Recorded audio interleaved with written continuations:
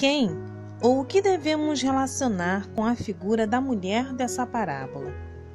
É uma figura secundária ou é essencial à mensagem? A maioria dos comentaristas parece negligenciar a sua presença e participação.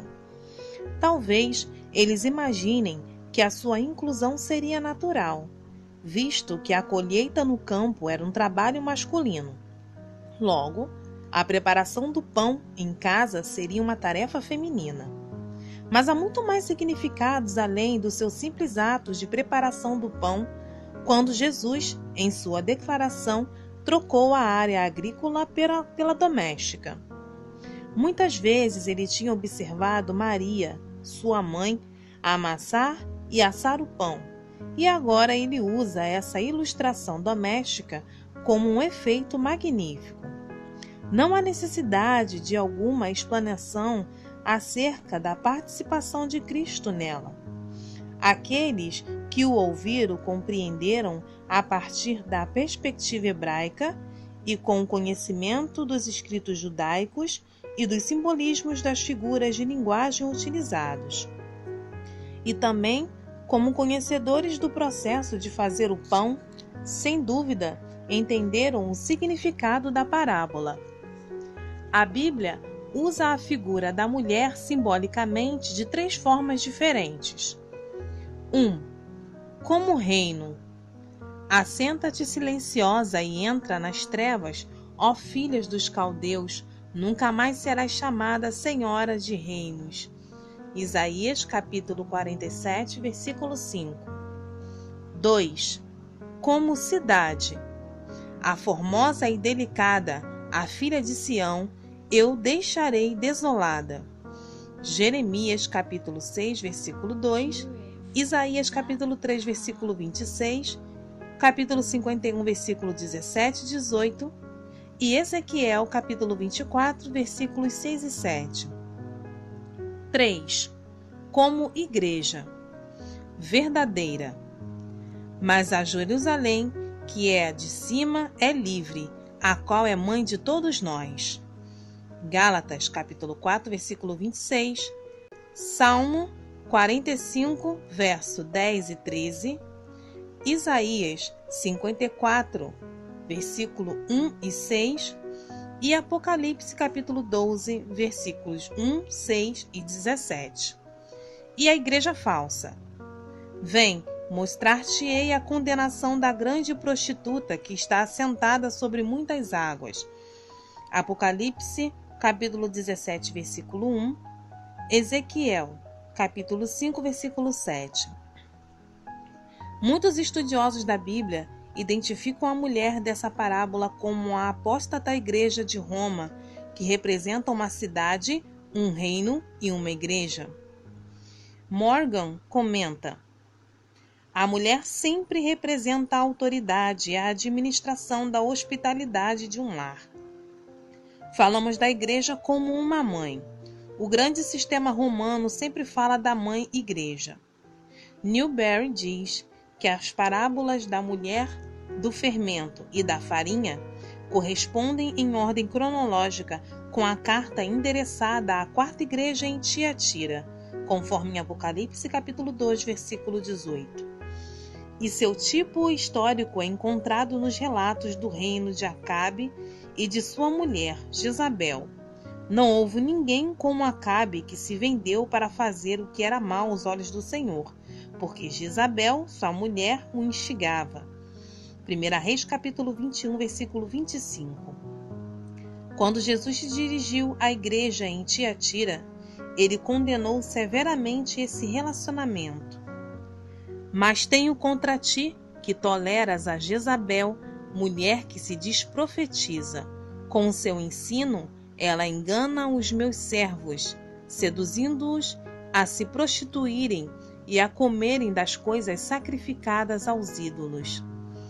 Apocalipse capítulo 2, versículo 20. Newberry diz que o sistema papal é representado pela mulher Jezabel por meio do seu dogma. Ouça a igreja, que tem corrompido a doutrina cristã, e dessa forma levedado a igreja onde quer que a sua doutrina prevaleça. Assim, o sistema papal corresponde à mulher que coloca fermento na farinha. Roma não quer que Deus fale diretamente aos homens por meio de sua palavra, pois a posse particular e a leitura da Bíblia são desestimuladas. Os católicos romanos são instruídos que as Escrituras devem ser recebidas somente sob a autoridade de Roma e explicadas por ela. O nosso Senhor declarou que a mulher Jezabel, como profetisa, ensinava e seduzia os seus servos. Paulo escreveu: "Não permito que a mulher ensine, nem que exerça autoridade sobre o marido, mas que esteja em silêncio." 1 Timóteo, capítulo 2, versículo 12. Assim como a igreja está sujeita a Cristo, assim também as mulheres o sejam em tudo a seus maridos. Efésios, capítulo 5, versículo 24. Na parábola, a mulher escondeu o fermento na farinha. O Senhor, entretanto, não entregou o seu evangelho nas mãos de mulheres, as quais não estavam entre os 12, nem entre os 70 que ele comissionou e enviou. Certamente mulheres regeneradas têm seu espaço de atuação na propagação de sua causa. Scofield, em uma observação que diz: "Uma mulher em seu mau senso ético sempre simboliza algo fora de seu lugar, religiosamente falando." Apocalipse capítulo 2, versículo 20, capítulo 17, versículos de 1 a 6. É digno de nota observar que as mulheres têm muita ligação com a fundação de falsos cultos religiosos, como a ciência cristã, a teosofia, o espiritismo, a Igreja da Unificação. Além do mais, não tem sido a igreja moderna feminilizada? Se pelas mulheres ou por uma mulher que simboliza a igreja apóstata, almas têm sido corrompidas da simplicidade que há em Cristo, o sistema da verdade revelado como um todo tem sido enfraquecido pela apostasia ensinada por elas. A ação particular da mulher é facilmente notada. Escondeu o fermento na farinha. Essa é uma característica que não pode ser deixada para trás. Se o fermento na parábola representa algo bom, por que escondê-lo? A mulher pegou o fermento, não o recebeu. É dessa forma que os servos de Cristo devem pregar o seu evangelho? Devem sussurrar em segredo e agir furtivamente? O mestre não estimula os seus a pregar nos telhados? Mateus, capítulo 11, versículo 27. Esconder nunca é relacionado à pregação da palavra na Bíblia, mas muito pelo contrário. O próprio Jesus falava abertamente ao mundo, conforme João, capítulo 18, versículo 18, 19 e 21. E os seus seguidores devem fazer o mesmo, conforme Marcos, capítulo 16, versículo 15. Os mensageiros divinos são exortados a levantar suas vozes como uma trombeta e falar ousadamente. Isaías, capítulo 58, versículos 1. Atos, capítulo 19, versículo 8. E 2 Coríntios, capítulo 5, versículo 20. Segredos ocultos e disseminação de falsas doutrinas caminham juntas. Falsas doutrinas foram introduzidas despercebidamente na igreja primitiva por falsos irmãos.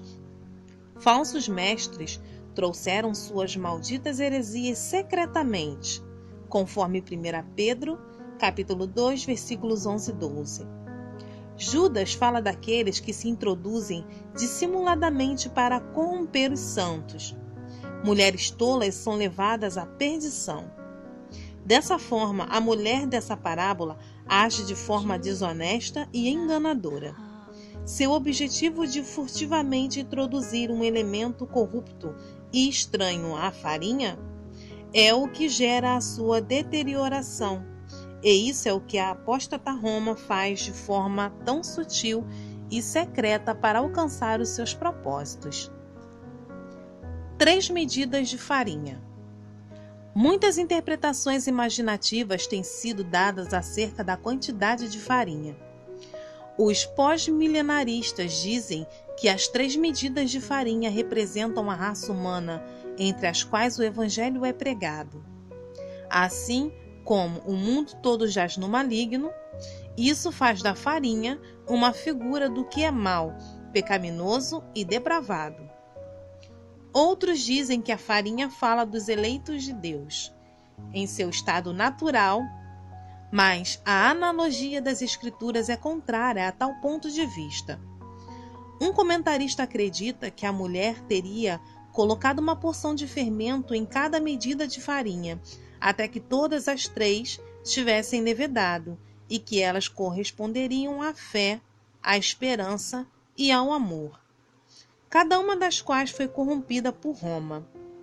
Trent, geralmente conservador em suas análises, segue Jerônimo em sua sugestão de que simbolicamente as 3 medidas de farinha significam as 3 partes do mundo antigo, ou corpo, alma e espírito, os 3 elementos da vida humana, ou a raça que descendeu dos 3 filhos de Noé.